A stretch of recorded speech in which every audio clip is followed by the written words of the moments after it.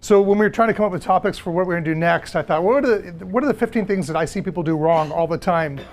And it's kind of funny because I came in with my wife and my daughter. We flew in Sunday night, and so we spent all day Monday, when we had great weather, by the way, and we went to Ellis Island and went around Statue of Liberty, and we saw a lot of those things that people do wrong. And so I was taking pictures. You'll see a couple of those people who don't even know they're in this presentation doing stuff wrong. But it's the thing where, as a photographer, you look at it and think, oh, if they just knew they could correct this one little thing, they can get a much better shot. So that's kind of what we're going to talk about today is, what are those mistakes, how to fix them, or how to avoid them. And the hardest part of this presentation is trying to go in and shoot images the wrong way. Right? As a photographer, we train ourselves, make sure that if you're going to be a slow shutter speed, that you pan with the subject matter. And I had to not do that. It was really frustrating. So my daughter was a good sport. You'll get to see some of pictures of her where I said to her, okay, here's the things you have to do so I can shoot this wrong. And we did that over the last week, and we did some here on our trip. So we integrated some of the photos from New York into the presentation as we went along here. So with that said, everybody always asks, and I thought I'd put this up front, this is how you get a hold of me. So my website is jeffcable.com. On Facebook, it's Jeff Cable Photography. And then on the blog, how many people here read the blog? Cool.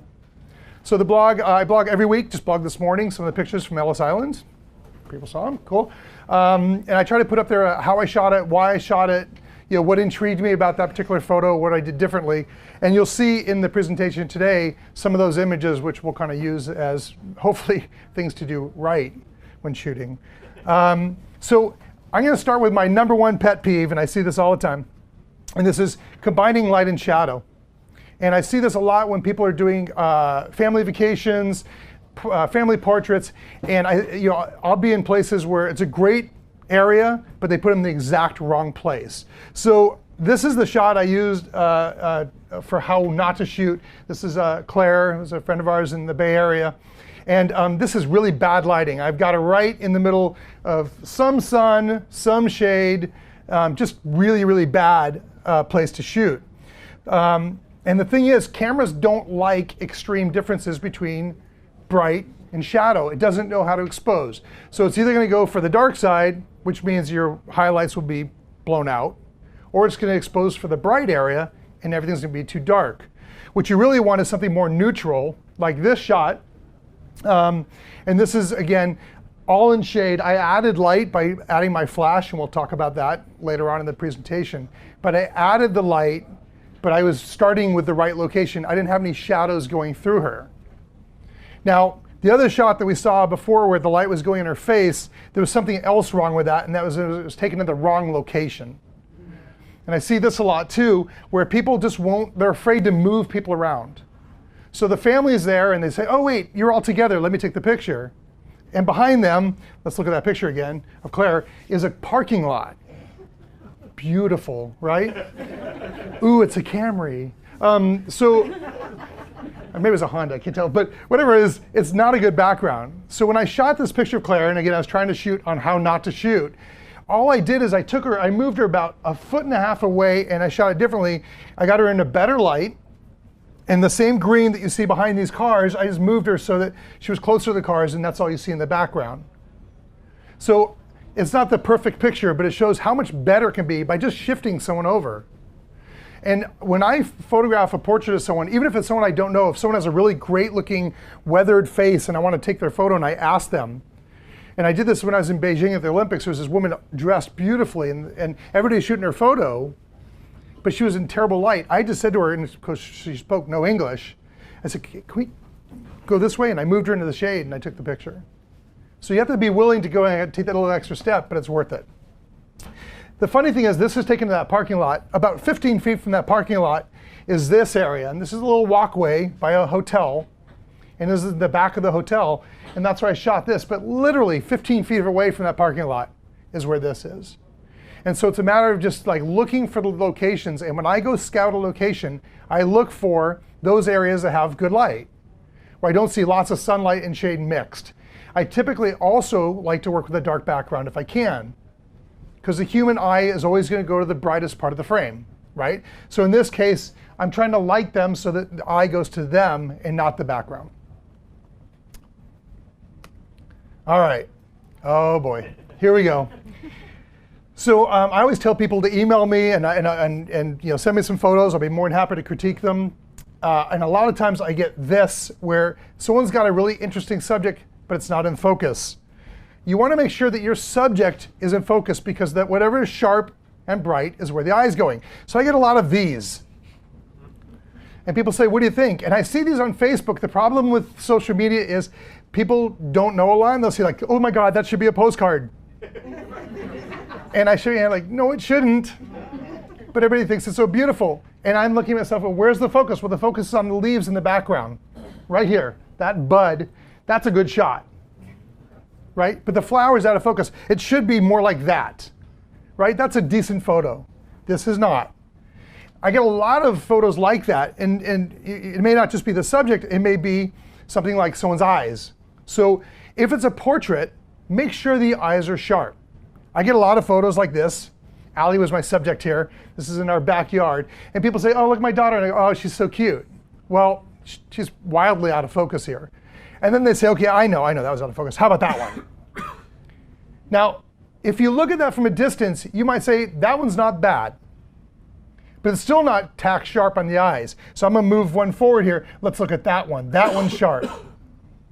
So I don't see a lot like this. I do see a lot like this, where people say, isn't this a great shot?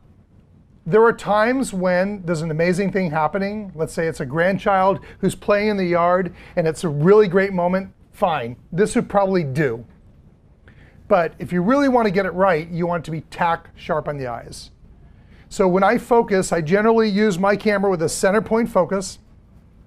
I lock it in on the closest eye to me, and then I can hold the button down and reframe. Or sometimes, like right now when I'm shooting around New York, I'm using what's called back button focusing, where I turn off the focusing from the button of the camera, and I use the back button to focus, so I can lock in on their eyes, and I can reframe the photo however I want and shoot it. But again, the key is to get on the eyes, unless you're going for something artistic and you don't want it on the eyes. But at least then you should know what your subject matter is and where you're trying to take the your viewer. Okay? People always ask me on a group shot, where should I focus? And this is a tricky one. If you're shooting in an aperture of, let's say, 2.8 or f4, that's going to be tough to get a group shot. If you have two people in the frame and they're not exactly at the same plane from you, one's going to be in focus and one isn't. So maybe you want to shoot it at 5.6. Well, what happens now when you've got grandma and grandpa on a third row behind them? I generally focus at the middle row, and depending on how close I'm standing to them, I might shoot it at f8. Now with longer zoom lenses, it's going to amplify that. So with a longer zoom lens, you may want to be at f11. But typically I'll try to focus on the eyes of someone right in that middle row and give myself a little bit of leeway with the aperture. Okay? But you want to draw the viewer in with whatever's in focus. So that's the key. And you want to draw them to where you want them by just locking it in, making it sharp, and then if everything else falls out of focus, that's okay. Wrong aperture. This is one that's tricky. How many people here are shooting in aperture priority mode? Okay. How many people here are shooting manual? Cool. How many people here are photographers?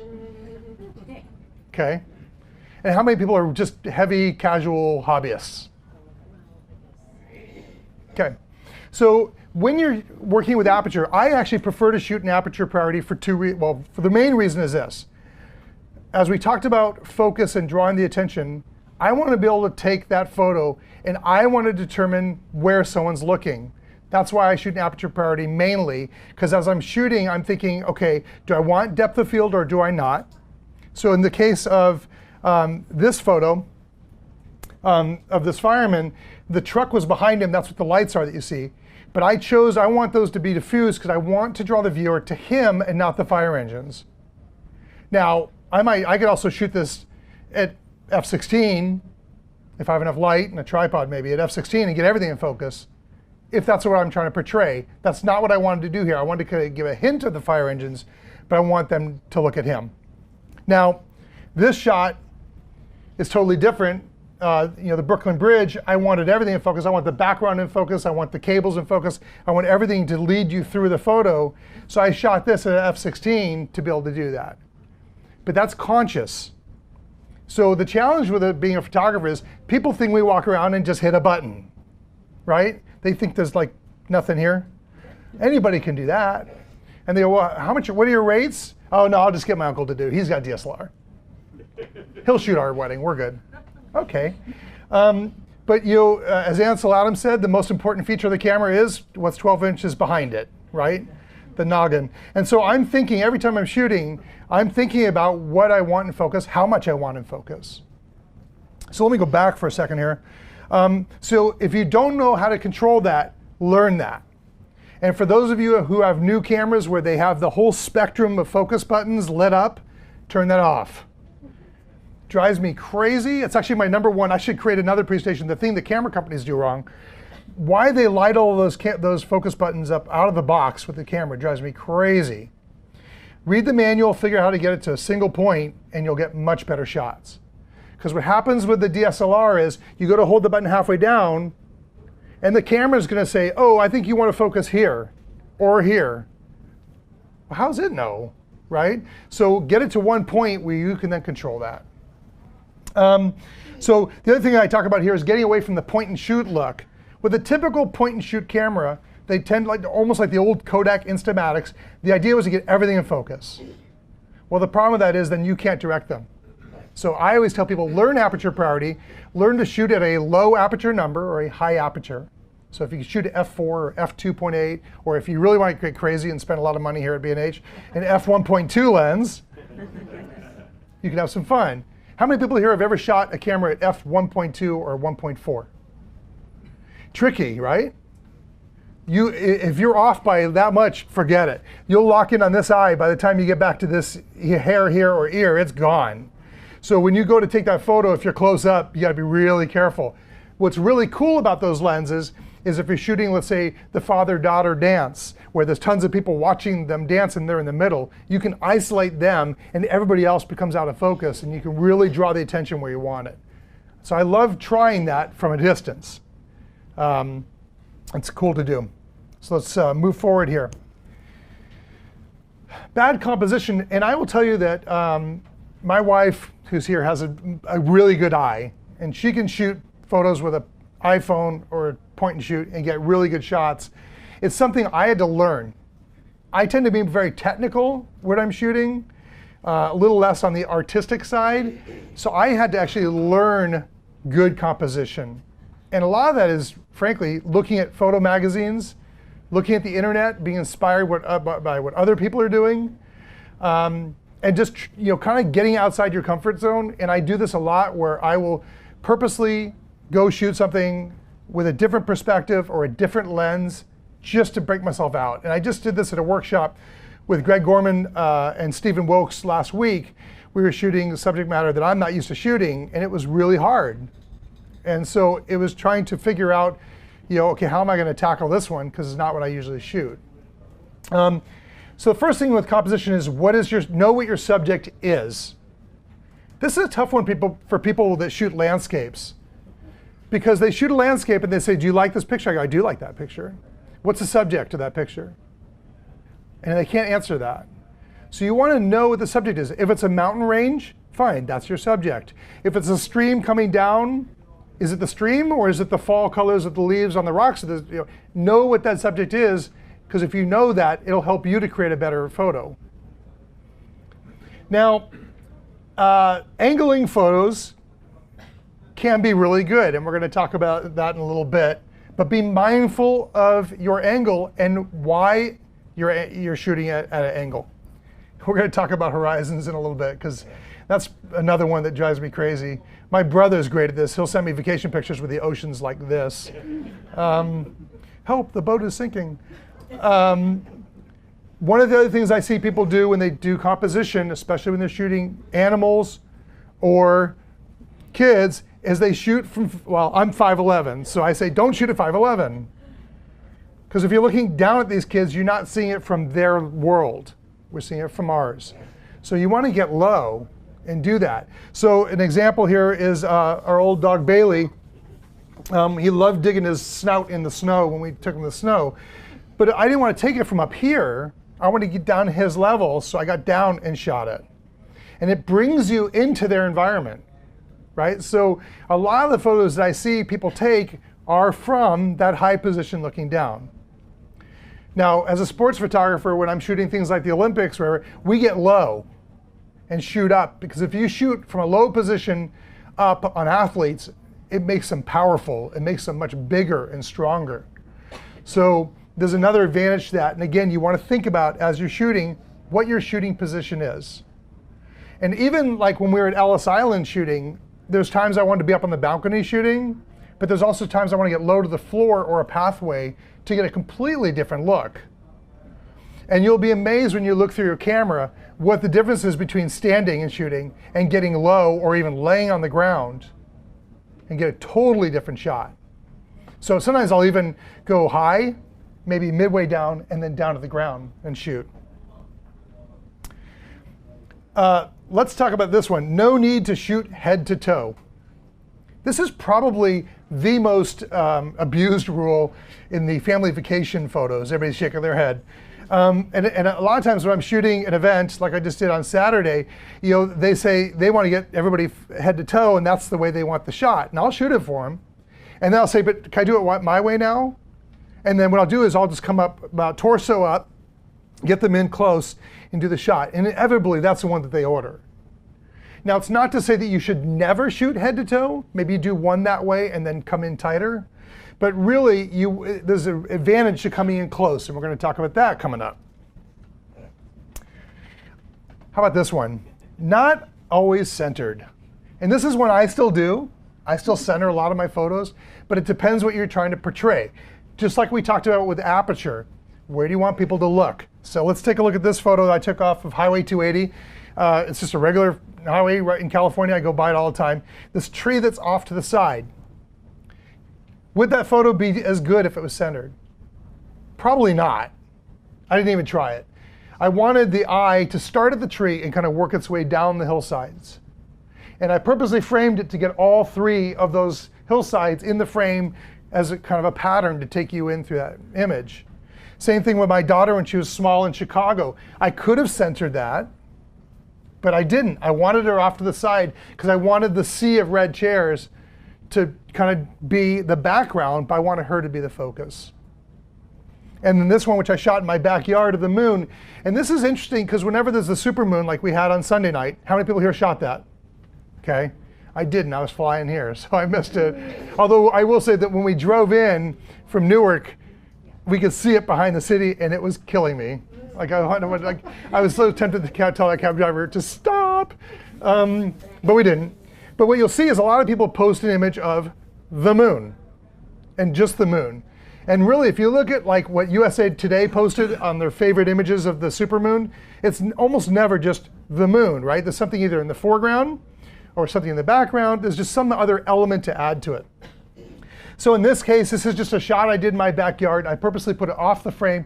You can kind of see it on this display. You can definitely see it on these, where you'll see the trees also in front of the blue sky to kind of help frame the moon. So again, it was a conscious decision, just like this shot from Russia before the Olympics. I went to Moscow. I could have centered it, and I did actually do some shots with it in the center, but I like the fact that it was off-centered with the bridge and the colors of the lights on the bridge kind of taking you out of the frame. So don't be afraid as a photographer to try to shoot off-center. And it's not to say, again, that you shouldn't, but try some other things, different things while you're at it. Shooting tight, and this is another one where, you know, it's personal choice, but the closer you are to a subject, the more you become part of that subject. So I like getting in tight, and I see this a lot with sports photographers where they'll send me something and say, you know, what do you think of this? And you can tell they shot it from, you know, row 82 of the arena. And sometimes that's the best access you have. I get that. And sometimes it could be amazing if there's a cool shadow from the athlete or whatever. But for the most part, they're not as good as if you come in really close. And I think that's true for portraits too. So let's take a look at Allie. We shot this a couple days ago back home. This is Allie on the playing field hockey or on the field. Not bad, decent shot. It tells you, the sport she's playing, this is just a different look, right? Now we're more into Allie. Here we're kind of looking at the goalpost in the background, the trees, the blown out sky, whatever else is in the background. Here we're just looking at Allie. Here we're looking at a cowboy we shot at this workshop last week. And I like it because I like having the fence again as adding to the image, putting him off-centered. But there's nothing wrong with that frame at all, but this is a totally different look. So again, it's not that you shouldn't shoot that way, but shoot also tight. And I do this like when I'm shooting flowers. I might shoot the whole plant, and then I'll go in and just shoot maybe one bud or one flower. So just looking at the difference between this shot and this shot, you're seeing more in his eyes. You're getting a little bit more of a feeling of who he is. Here's your typical tourist shot that I shot on Monday. Yep, you've never seen that before, have you? I mean, everybody has that shot. So I took it because I could, and because I'm shooting on 128 gig cards, I can shoot whatever I want. And the thing is, why not? I mean, it's still kind of cool. It gives an idea of what it's like. I've been there, but I've been on a boat around it before. But this is the shot I liked better. Now, there are some people who may argue, whoops, you missed the flame, which is true. But I like the way this is shot. I like the way that we see all the different angles and the shadows, and I like the way that her arm kind of takes you out of the frame, right? So again, shoot tight because you can. Try things different. Keep moving around, try different angles. This is a shot I did of one of the models last week, really tight, cut off her head. And some people might say, you can't do that, you can't cut off her hair. Well, how about this one? You don't even see their faces. Good shot or bad shot? Personal preference. I like it, because to me it's more about people walking on the bridge than who these two people happen to be. And of course, I don't even know who they were. And it saves me having to get a signed release. Different look. The wrong use of flash, oh boy. This is a tough one, because this could be a whole presentation in itself.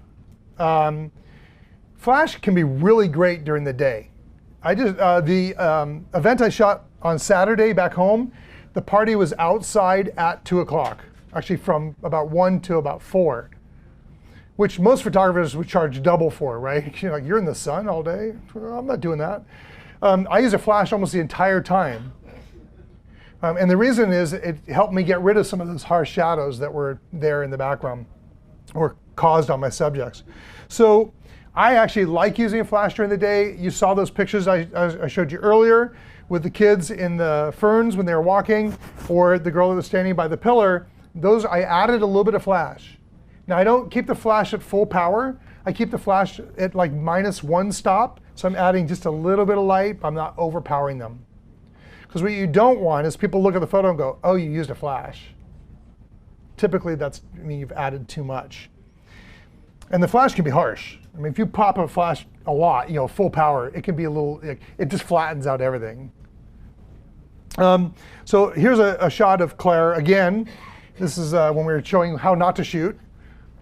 A beautiful hair light coming behind her. Love that. Problem is, if I shoot it without a flash, we get a silhouette. So I did the same thing by turning on the flash. You'll see the hair light still there, but I lit her face with the flash. So learn how to use that flash during the day as much as you would at night, and you'll get a good shot. This one I shot on Saturday at the party. Cute little girl, bad location. And the funny thing about this was her mom was setting all the kids up here. And I said, oh no, you don't want to shoot them here. And she goes, yes I do. And then the little kid goes, Mom, he's a photographer. It was really funny. And so what we did is I spent the next 5 minutes walking them to all these different locations that were good and bad to teach her. It was pretty funny. So this is a little girl in one location. I turned her around, literally turned her around. She didn't even move her feet. And I shot this picture of her. Same girl. Look at her raccoon eyes here, right? So not only are her eyes sunken and dark, but we have the reflection or the shadows coming. I mean, her face is half shadowed. Her face is being shadowed on her body, and just turning her around, you'll see the light is now coming from behind her and adding that flash. It's a totally different kid. So, don't be afraid. And when I do shots, I'll turn them around, and inevitably, I did this at the USA Water Polo. I turned all the winning team around at the US Open, and one of the dads came over to me and was like, "No, you're doing this wrong." And I'm like, "I got this." He's like, "No, we always have the sun right into their faces." I said, "Then you get them doing the squinty look." People think you're doing it wrong. Turn them away from the sun, add some flash. It's great. So as I mentioned, I like to shoot in aperture priority because I like to know my aperture and control it. The challenge with that is you got to be cognizant of what your shutter speed is. So my daughter Allie second shoots with me sometimes. I'm putting you on the spot. And I'll say to her, "Okay, so your aperture, what was your ISO when you're shooting in this dark room?" And I'll say, "What was your shutter speed?" Just, "I don't remember." You need to know that. Because as a photographer, if you're shooting dancing, you better not be a 20th of a second, right? If you're shooting sports, you better be at 1,000th of a second if you're trying to freeze the action. So even though you're in aperture priority, you're in that aperture mode, you got to be cognizant of what the shutter speed is in the lower, in your camera, be looking at that. And shutter speed can be good and bad, depending on what you're going for. A slow shutter speed can be really cool when used correctly, and a fast one can be really cool because you can freeze stuff. So it can either make or ruin a photo. Here it ruined a photo. This is the hardest shot for me to take because I'm trying not to pan with her, which I'm trained to do, because I probably could have got some decent shots even at this low aperture. But this is the kind of stuff where if you're shooting it at 40th of a second, it's not going to work for action. I can guarantee you that this type of shot, you're not going to get at 100th of a second. So I shot this in Sochi, this is at 1250th of a second, to freeze the action with her in the air, puck on her stick. Typically for sports, I'll try to keep it around 1,000th of a second if I'm trying to freeze the action. Here in Central Park, totally different. Here I might slow it down to maybe 20th of a second, or sometimes even less than that, maybe even 1/5 of a second, depending on how fast it's moving. In the case of a horse and carriage, it's not going all that fast. So you may want to even slower shutter speed. If it's someone on a bike that's zooming by, you might be able to get good motion blur at 100th of a second and pan with them. But here, I'm actually using that blur to my advantage versus ruining an image. Some of you have seen this image from the London Olympics.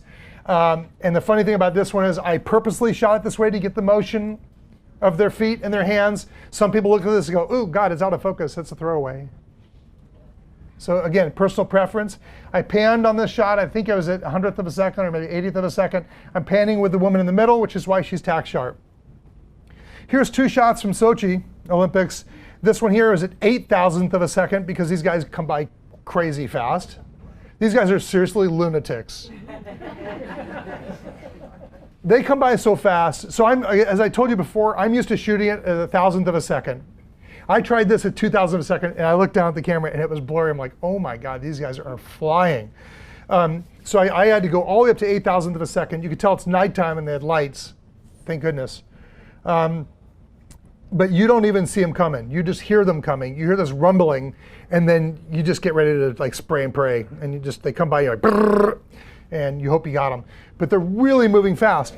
I did the same shot, but I changed the shutter speed, and I let them actually show some motion. I kept the camera still and let the slider come through and blur, again, to give it a little bit different feel, a little bit more action. It's what I'm trying to portray. This is one of my favorite shots that I've taken in the last year and a half. This was shot at 40th of a second, handheld of an Indy car. It was going really fast. And I was shooting this, obviously it's the Lexar race car. That's why I was there. I was at Indianapolis to shoot this car. And I started at 200th of a second and panned. And I'm like, oh, I got it. So then I went to 120th of a second. I got that too. I went to 80th and kept working my way down. And at 40th of a second, I can tell you, the way it works with motion panning is you've got to be slow enough shutter speed to blur everything, but you have to pan at the exact same speed as the car is going by. So you're literally bursting off frames and you're just like, twisting your hips and trying to get it. And this one frame is like tack sharp. It was pretty tough to get, but fun, because then I'm blurring the background. You don't see the crowd. You don't see all the grass on the road. You're seeing the car. But the cool thing about Indy cars is you're seeing the spin of the wheels as well. So that's using the shutter speed to my advantage. That's me shooting, looking and saying, okay, I'm at 40th of a second. I know what I'm at. I know I'm going to try to get here. And again, in sports, I'll tweak the aperture to get the shutter speed that I want to achieve. Same thing's true for night shooting. I still might stay in aperture priority, but I'm watching that shutter speed. So if I'm on a tripod, I want to get a night shot, I want a little bit more, a longer exposure to even out the water, let's say in a photo, I'll just roll the aperture to f16 or f22, watching the shutter speed to see where it's going to go. I want to get to 8 seconds, I'll do that way. Okay, now we're going to put the guy in the spot. Bad camera basics. And I see this a lot where people hold the camera incorrectly. And there's a couple of very simple tips, which I'm going to show you here. There's a reason on these cameras why this part is curved the way it is. Check this out, ready? Ta-da! Your fingers actually fit underneath that. What a concept. I see a lot of people doing portraits this way. You have much better gripping this way. The other thing is, I always tell people, keep your hand underneath that lens, especially with long lenses. Hold it this way. I see a lot of people doing this, and you don't get the stability. Having that hand underneath. So hold it correctly and plant your feet. And I do this instinctively now when I shoot. Even if I'm just shooting like around Ellis Island like we were on Monday, I'm still planting my feet and trying to get to what I want. I may even lean against a railing to get extra steady. Even if I'm at 500th of a second, I still try to plant the feet and get steady. And I see all kinds of people, this is the summer of the selfie, is it not? Yes. Everywhere we've gone, we've seen people with poles and GoPros and iPhone holders, and I swear it's incredible to me how many people you see now doing the selfie thing. It's everywhere. But they're not planting their feet. They're not doing anything right. They're just kind of like hoping to God they get their shot. But if you're going to take a good photo, you want to be steady. And I see people that have the right settings, but they can't get a clear shot because they're just not holding it steady. And don't shake when you're shooting. I see a lot of people do that, where they do like me, where they're type A, crazy people, and they drink 27 Diet Cokes before they come up here and present. And they're like, I got this shot. Yeah. Yeah. Oh, my favorite one. Using the lens hood upside down or outside. This is great. This is the guy, I don't even know who he is. This is on our boat. How many times I'm apologizing up front. If he ever watches this YouTube video, I'm in trouble. How many times have we seen this? How many people here have gone up to someone on the streets and say, oh, you got to turn around, right? Because what happens is the sunlight, especially here, you're in the middle of the day on a boat, we're looking at the Statue of Liberty, that light's going to hit that lens and you're not going to get as good an image. But inevitably, people think it's a perfect way to keep the front of your lens clean, I guess, because they never take them and turn them around. So why even have it there? Just get rid of it, right? Turn around. I always shoot, even when I'm indoors, even when I shoot hockey, I'll shoot with the hood on, because you never know what kind of lights might be coming down hitting the frame. The only time I don't shoot with the lens hood is if I'm shooting ice hockey at an NHL game and we're shooting through the glass, through the hole, because if it falls off, what's it look like? So I have a friend of mine who's a photographer. His actually fell off, and one of the players came along and took a slap shot at it. That's a real story. So I don't use it for that. But don't do this. We're going to get questions at the end. Promise. Hold that. I'll get to you. But don't do this. I mean, protect it, shield it as much as you can. And sometimes even if I've got really tough angle of light, I'll even take my hand as I'm shooting. And now I'm not holding the lens right, I know. But I'll even take my hand and I'll kind of cup it over that lens hood to add some additional shade. I was doing a portrait shoot about a month ago, And Allie came with me, and she brought the reflector, and we left it in the black case, and she just kind of held that over my lens because I had such an extreme angle of light coming through.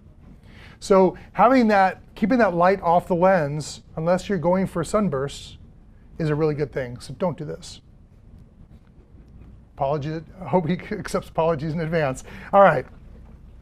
Oh yes, we see this all the time, don't we? How many people have seen this one?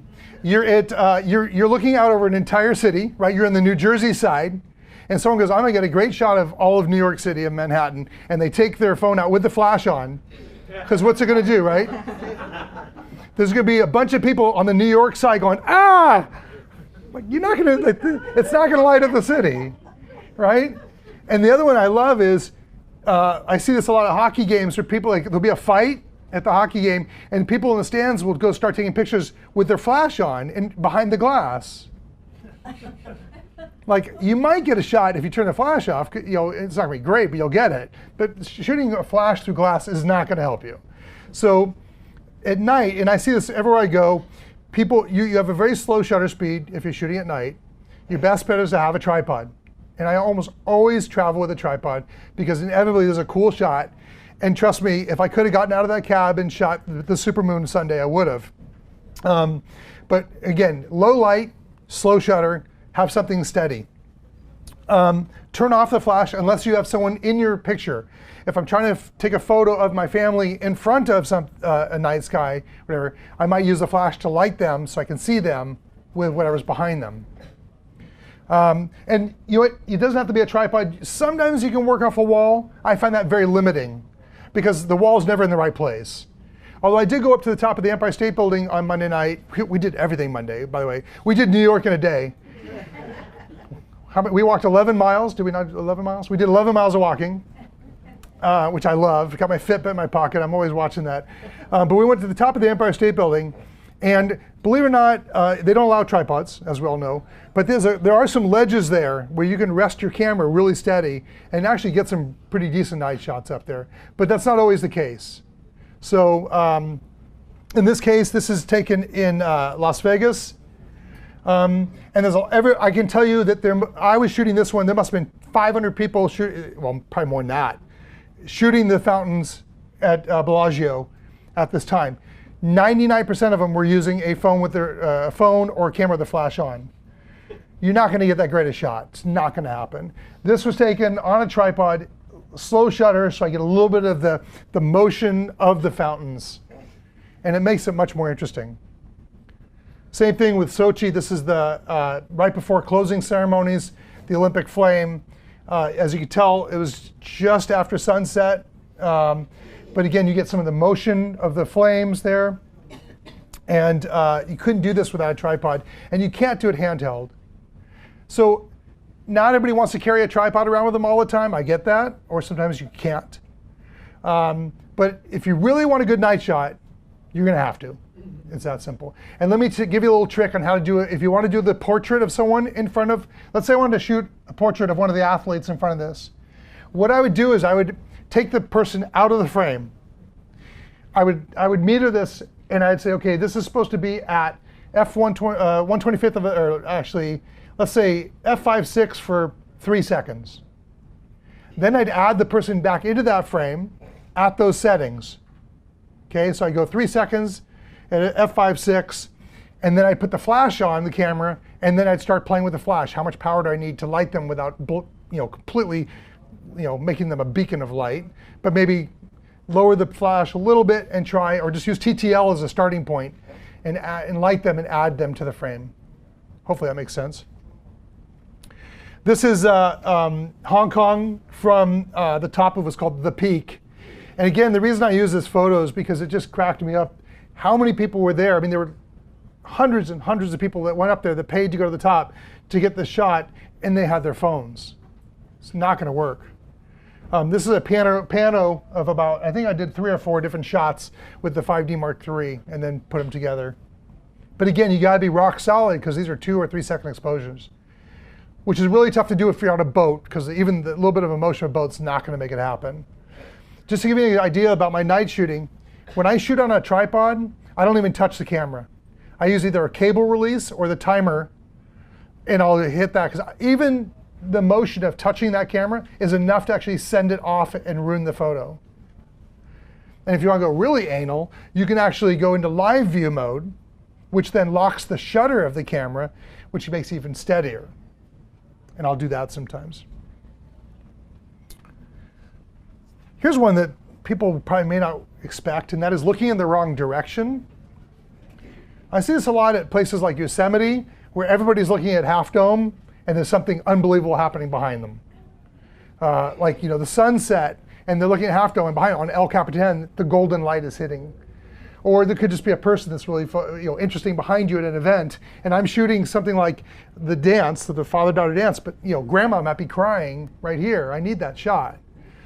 Look in the different directions, because the best shot isn't always in front of you. It may not even be behind you. It may be left, right, could be above you or below you. So you want to think about, as you're shooting, what else is there? And when I go to a place, Statue of Liberty is probably the best example. Everybody shoots the Statue of Liberty from the same spot in the front. But what else is there, right? Are there ways to shoot that a different way? And I'll show you that too. But, this was an office building in Toronto. I was going to a meeting, I had my camera, and this was just in the front garden of an office building. And so I looked around as I was, and everybody else was shooting the skyline. I saw this and thought, that's really pretty. Now, the other thing I should mention here is, when we talked about aperture, this was a conscious decision to make that center of the frame perfectly in focus, but the foreground and background out of focus. Because I wanted people to be drawn to the center of that image. Here's one a little different here in Times Square. Again, how many millions of pictures are taken in Times Square every day? Right? I mean, there's no one that walks through Times Square like this. They walk through Times Square like this, right? Everybody's taking photos, but how do you do it differently? I can tell you that looking down Times Square toward where the ball drops is not a unique photo. And it's not that you shouldn't take it, because I've taken it, especially my first trip here. But after a while, it's like, okay, I got that one, right? How do we do something different? This was on one of those trips I told you about where I forced myself to take a fisheye lens, and that's all I used that whole evening. And you know what? Instead of avoiding the hot dog carts, which actually has some pretty good food here, I just thought, what the heck, I'll shoot through one, trying to do it differently. So just looking around me and trying to see what could be unique. This one from the London Olympics, and this is one of those ones I was shooting for USA Water Polo in London, and this is one of these moments where, and I showed this before here, but his wife handed him his baby, and I can tell you that most of the photographers, we had just finished the game, most people were packing up and getting out because we're under deadline and we're trying to get images, and I looked over and saw him get the baby and ran over there to get that shot. And part of being a good photographer is keeping your eyes open all the time and being aware of your surroundings. So when people try to hire me to shoot an event and they say, can we give you a shot list? I usually say, no. And then they look at me like, well, you're not very accommodating. And I say, well, the reason I don't want a shot list is because A, I don't know who grandma is yet. I'll have someone who knows who all these people are help me out. But I don't want to be looking at a list. As a photographer, if you're looking down at a list all night, you're missing what's really happening. And I always tell them, look, a good photographer is going to look at that list and they're going to know what to get and then put it in their pocket and never have to see it again. And I tell the mom, if you want to look at the list to make sure I got, we can cross-reference it together, but I'm not going to be looking down. If I was looking down at this moment, I would have missed a shot, right? So be aware of everything that's going on. This is a tough one. I see this, I'm not sure, it's almost like people are magnetic. Because every time you go to take a photo, what do? They go like, dunk. Take it now. I don't know how that works, but people are attracted to walls and bushes. And I will, seriously, every time I shoot outdoors, like whether it's a family portrait or an event, and I say, oh wait, let me get the 5 of you together, they might be 10 feet from a bush, they get sucked into it. Like, they just, like, and then I have to say, no, come toward me, and they go, why? I go, trust me. And I move them away from that wall or that bush. Now, here's what happens. If you're shooting with a flash and the people are up against the wall, you can see it from the screen here. I'm getting a harsh or a shadow on that wall. If someone's standing here, you can see mine. If you're here, you're gonna get that shadow. As I move away from that wall, my shadow gets less pronounced, okay?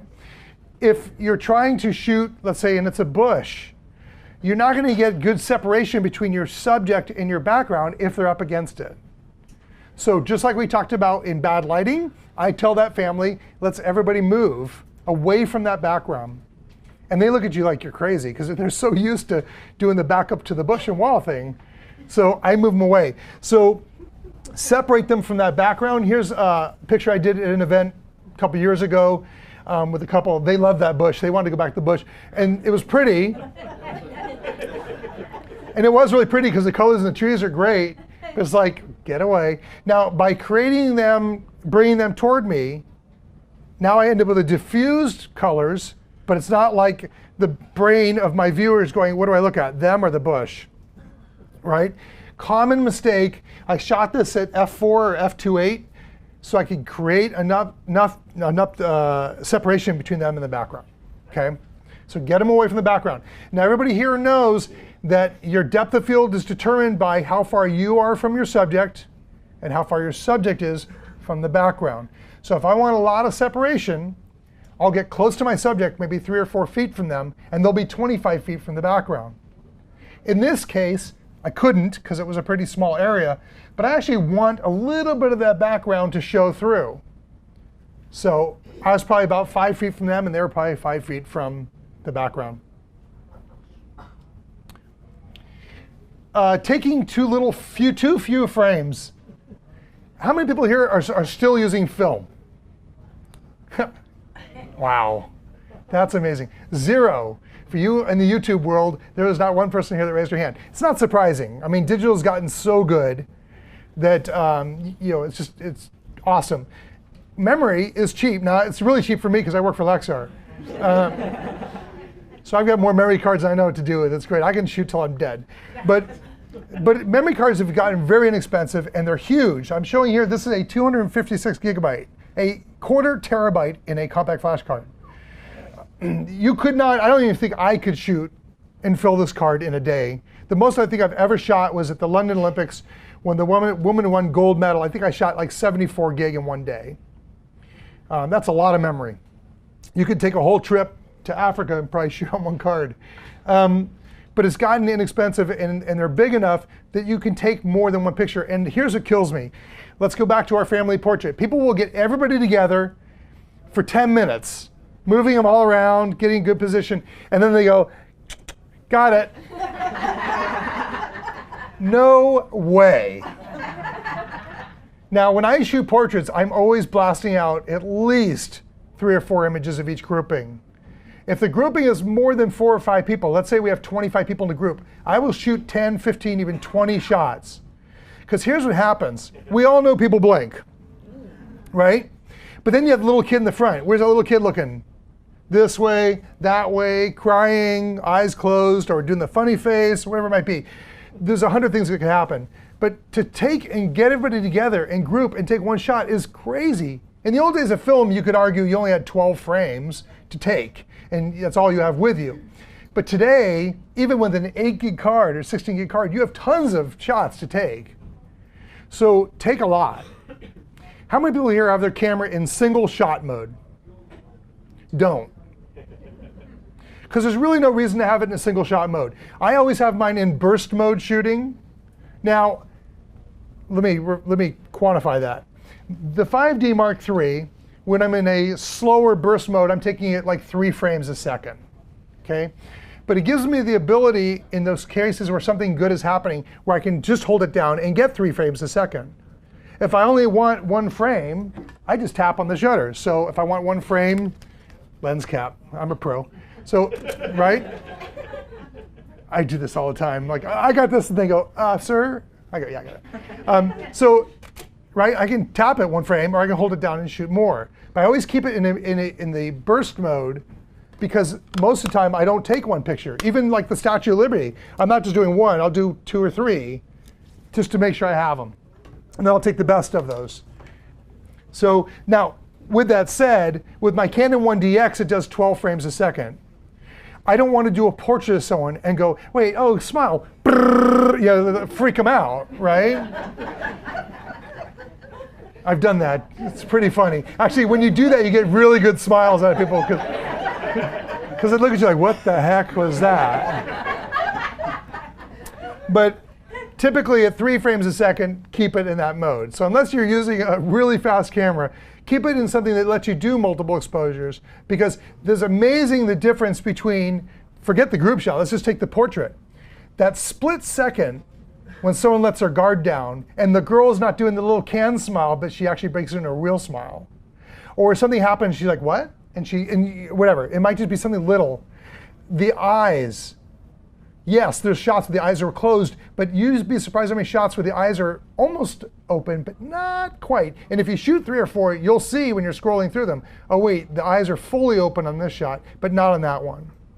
So I always encourage people to shoot more, just get rid of the stuff that you don't need. Reformat the card and go out and do it again tomorrow, okay? I mean, there's a reason that photographers shoot a lot. And someone wrote to me, they better not be in this room. Someone wrote to me, sent me an email, and said, you're not a good photographer. And they said, the reason you're not a good photographer is you shoot a lot of photos. And it just means that you're not thinking when you're shooting. And I wrote back to them, and I said, I assure you, I think about every shot. And when I'm shooting an event and there's dancing, I do shoot a lot. But I do it because, you know what, inevitably when they're doing someone's dancing, people look really weird when they're dancing. Trust me, if I ever wanted to make someone look bad, we can, right? They get the weird face or like, you know, the upper bite, look, you know, whatever. But people cannot look good when they're dancing. I shoot to get the one frame where everybody looks good. Or inevitably, you might get one really great shot of someone in the background, you got a little kid picking his nose. Wait for him to put his hand down, you might get another good shot, right? So I shoot a lot. But even with the portrait, those little differences make a difference. All right. Here's a shot that I took. My first ever, I've always wanted to shoot motorcycle racing, had never done it. I got credentials to shoot on the track. It's probably about 6 months ago, I'm guessing, I don't know. And I went and I shot it. The funny thing was, if you said to me, what shot would you like to get? I mean, I don't want someone to get hurt, but I thought a really good wipeout would be pretty cool. So I go on the track, I got up there midway through, I waited for the pro race to start. So I got there around 1 in the afternoon. I don't remember what time it was. I went to shoot. I swear to you, the first 4 minutes I was on the track, this happened. And I was like, okay, I go home now. Not really. Actually, now I was like, okay, I got that shot. Now I can have fun and experiment and do some other stuff. But everybody was fine. No one got majorly hurt on this, which is good. But you can't tell me that I can get this shot if I was shooting in a single frame mode. And I was shooting at 12 frames a second, and I have the successive shots of this guy sliding out of my frame. But to get the one where he's in the air like that, it's a matter of shooting a lot. This one here was from Sochi, the Olympics. This is during the snowcross, shooting with I think it was a 70-200 on the 1DX. And we're pretty close to the action. And you know, getting that peak of action where she's down and grabbing the board, right? Again, a lot of frames to get that one that I really liked. This one here is a family portrait. A lot of people think like, really? Would you want to shoot that much for a family portrait? I can tell you this family portrait, we probably took, I don't know, 30, 40, 50 shots. I don't even know. We took a lot. Now this is a tough shoot because the white of the waterfall, I wanted motion in the water, but it was during the day. So I had to put a filter on to darken it. And then I metered for the background, again, kind of like I told you my night shots. I metered to get the motion. So I wanted to be at like, let's say, half a second exposure. They had to stay still. The problem was at a low ISO, for half a second, they were silhouetted. So I needed 3 flashes to actually get this shot. So I had 1 flash on my camera going right at them. Then I had my wife who was holding a flash. I think, were you in the water? I think she was in the water or somewhere over here. And then it's someone else that was in the water on the other side holding another flash. And using the Canon 600 flashes, the EX600 RT flash has wireless. So I can control all the flashes from mine, which is so cool. Love that. And so what I did was I just put them, I think I had them all at +1, and I was just trying to overpower the background and light them with this frame. But The reason I show this one shot is we did the formal family portrait, and then the dad went down like he was going to splash his wife, and everybody else kind of just played off of that. And that was the frame that they liked the best and I liked the best. But again, if I was just shooting one picture, I would never have gotten this, because this is just kind of one of these after moments. A wedding. This one was in the Smoky Mountains in North Carolina, and it started raining. I think hopefully you can see the raindrops in the frame there. But this one here, I was shooting in burst mode, and actually I was probably shooting at 6 frames a second here. And when the rain started, the bride could have either started crying or just loving it. She was loving it. But look at the expressions. I can tell you the frame before it and the frame after it were different. They weren't quite the same. But at least I had a lot to choose from. So do I overshoot? Maybe. Is it worth it? Absolutely. By the way, the guy that wrote to me and sent me that email, I wrote him a response back saying, I assure you I think on every shot.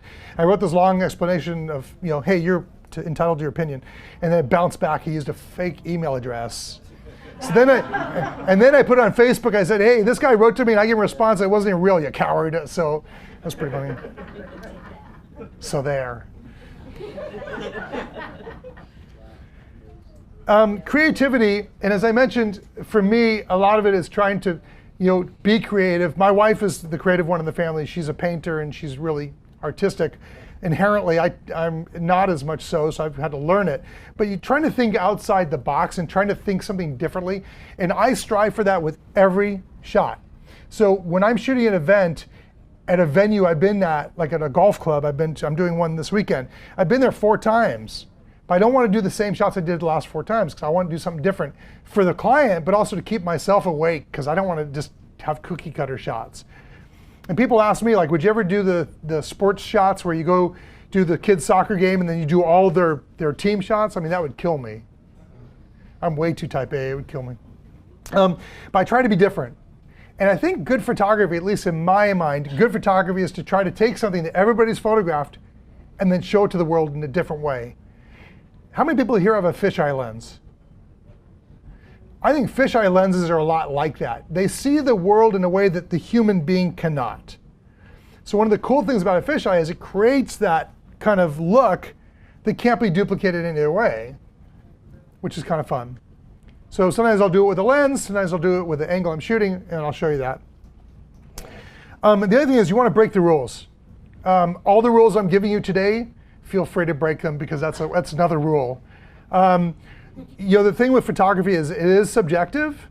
There's certain things like I would not break the rule about the light and shadow. If you've got a shadow going through someone's face, unless it's a really cool shadow, don't do it, right?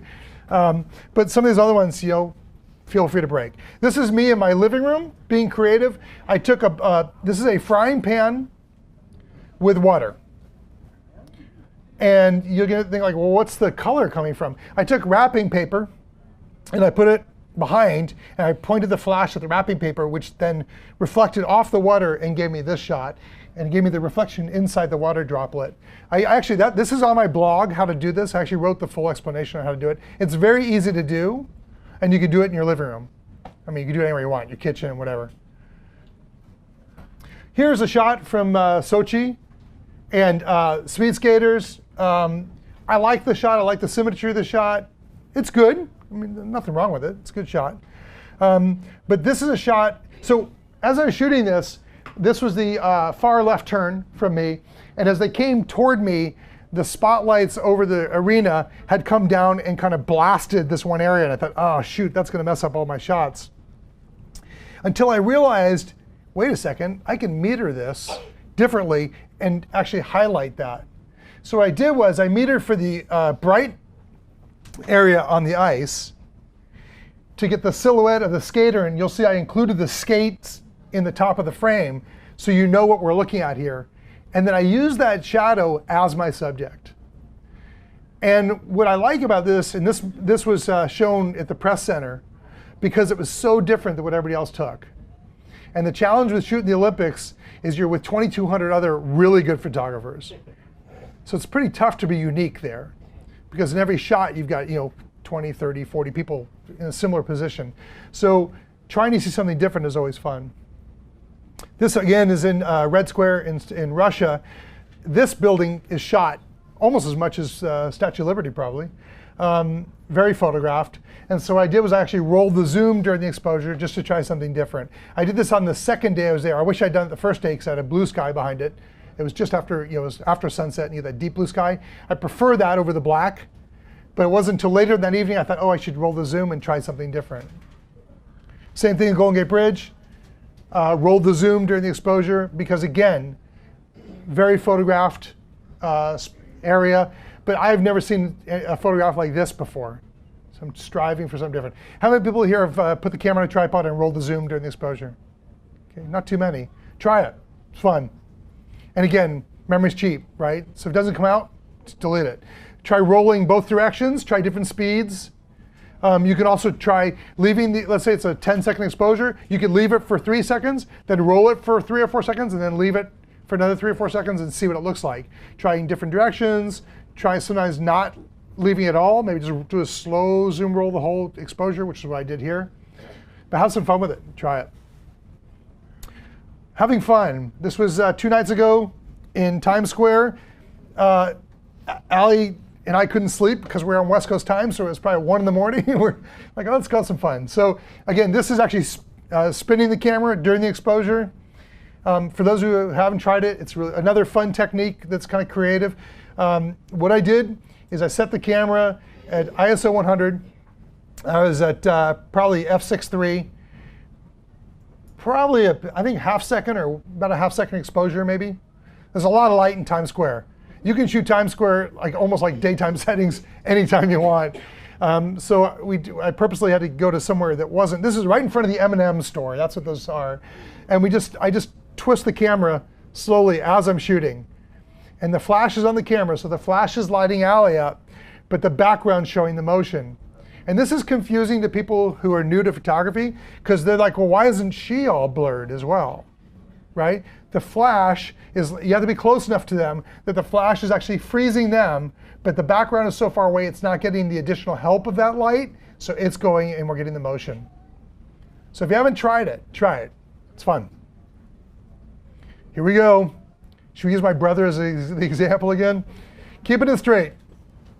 And this is another one I see a lot on social media where people post a photo from their vacation and it's a pretty good photo. He's like, yeah, I've seen this too. And there's some really good shots out there, but the horizons are really off. I'm a stickler for this. Even when I shoot, I look to see if it's off by 2% because it really bugs me. And sometimes I'm a little too rigid about it, but you'll see this kind of photo. Cool sunset, right? But man, I just want to go like this. Yeah, it's not bad, right? Versus that. And it's easy to straighten in Photoshop or whatever you're using. Any of the photo software, editing software will let you straighten. But the difference between that and that is really drastic. So I also put in here unless. Now there are times when you actually don't mind having crooked. This is not a good example, right? That's in China. That's way better. Now people would say, hey, look at my picture. It's kind of cool, right? The lighting's cool, everything's good about it. It's just crooked. It's nice to have it straight. Now there are times when shooting off angle is not a bad thing. When I shoot race cars, it adds an element of excitement when you angle the camera and shoot. I even did this with the Statue of Liberty where I had the flame of the statue off to the side. I'm not sure if I put that on here, but I actually shot it off-centered to see how it looked. So it can work. So race cars can work. I don't think this works. It's kind of weird with water. I put it in there just for fun, but it's kind of strange. But like this one here I shot on purpose in Sochi because I liked having the frame, the way that she was laid out, it kind of works. Because they're the subject way more than the background. And you could tell that the way it's framed, it was kind of purposely done. Same thing's true here in New York. I shot this one, is that, I think Columbus Circle, right? Quick, right? Okay. So I was over at Columbus Circle 3 or 4 years ago, and I went down almost by the train station entrance, I think it was, the subway station, and I shot up on this, and you could tell by the buildings that I am nowhere near straight. But again, that wasn't the purpose of the shot. The purpose of the shot was to get this as my subject. So there are times when you can get away with it, do it, okay? But if you're shooting a horizon, straighten it if you can, for the most part. Here's one small place in France. No one's ever. And the Eiffel Tower has been shot a lot. And again, I did some different unique things with it. This isn't all that unique, but I actually use this angle to take your eye through the frame in a different way.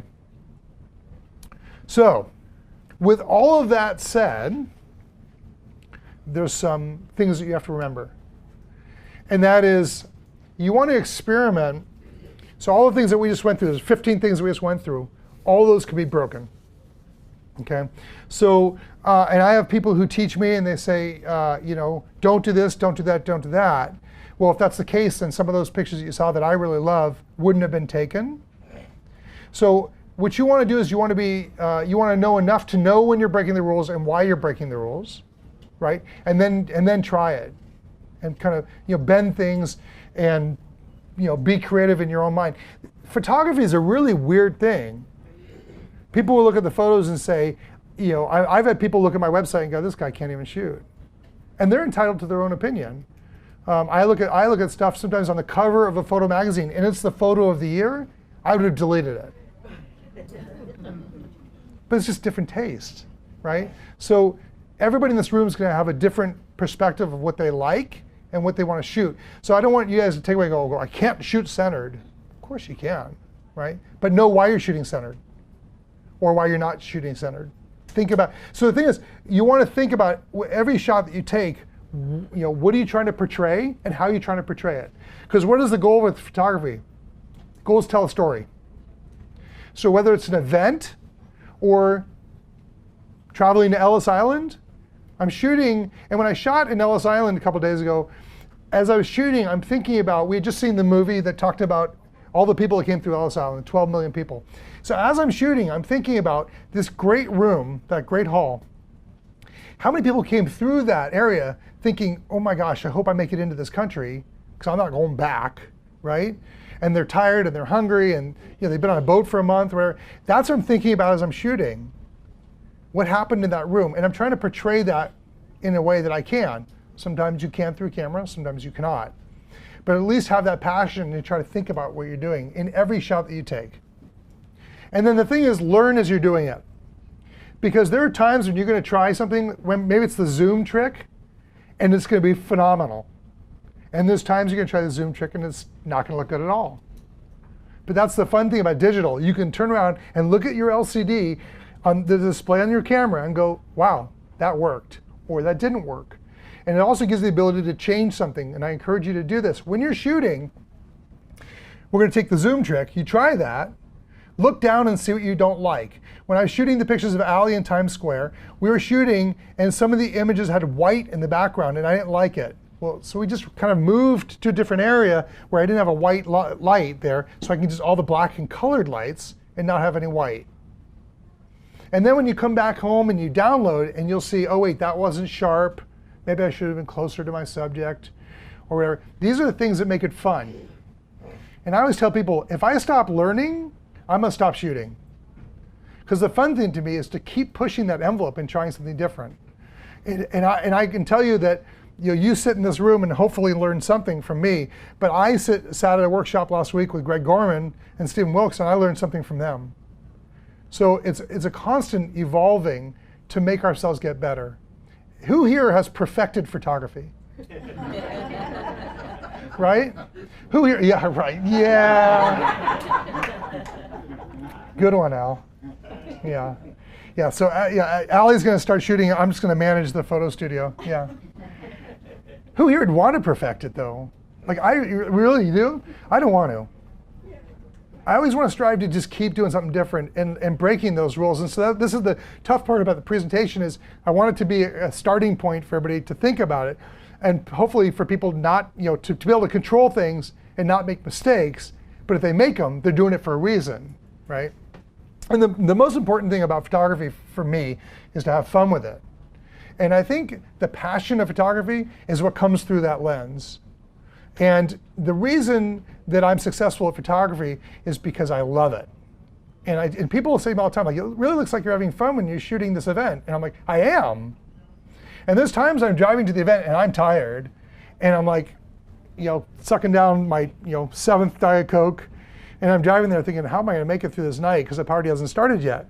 But the minute I get there, it's like the inspiration kicks in, and I'm in that mode. And then I just kind of get into it. And once you get into it and you're having fun with it, that's what comes back in the camera.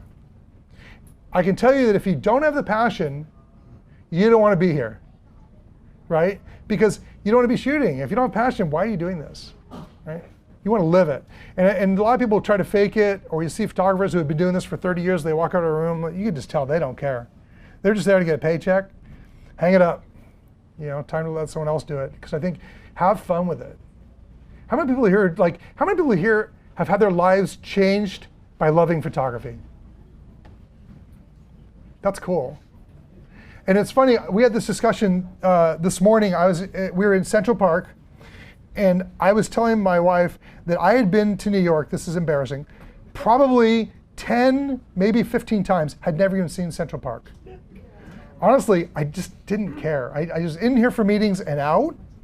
I stayed at the Marriott Marquis or the Sheraton, which is what, 5 blocks from, didn't even know it existed. Seriously, did not ever go. That was 15, 20 years ago. Then I got into photography, and a friend of mine said, I want to take you over to Central Park. I'm like, where is it? Duh. Which reminds me, we got off the boat at Liberty Island, and somebody asked the guy on the boat as we're getting off, is this where the Statue of Liberty is?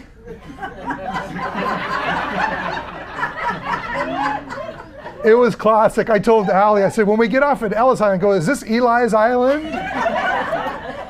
It was really funny. But sorry, now I lost my train of thought. Where was I here? Thank you. So my friend took me to Central Park, and I started shooting it. And actually, the first time I went, I didn't shoot a lot. But what I was telling my wife today is, once I started shooting, the world looks differently to me. You guys get that? Like, I see light in a different way. I see people's faces in a different way. I see the trees and the colors and the bark.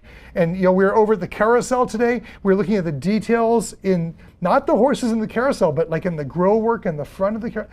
Like little stuff like that, that if I didn't do photography, I would have walked by and I guarantee you I wouldn't have noticed any of it. Just like the pictures that we saw earlier with the guy getting the baby handed to him, I wouldn't have noticed it. It would have been like, oh, the game's over, let's go. And photography has opened my eyes to see the world like in a totally different way. And to me, that's why I say, take the rules and break them, because if it opens your eyes to the world and you see it, and you see that kind of, that light bulb go off, and and you're like, I want to do more of this, then you're doing photography right. Regardless of all the rules. I mean, I'd like to see it in focus. I'd like to see your horizon straight. But like, feel that passion and work off of that, and your photography will be great. Whether you're a hobbyist or a professional, B&H has the answers to your questions. Experience a world of technology at our New York City Superstore. Connect with us online or give us a call. Our staff of experts is happy to help.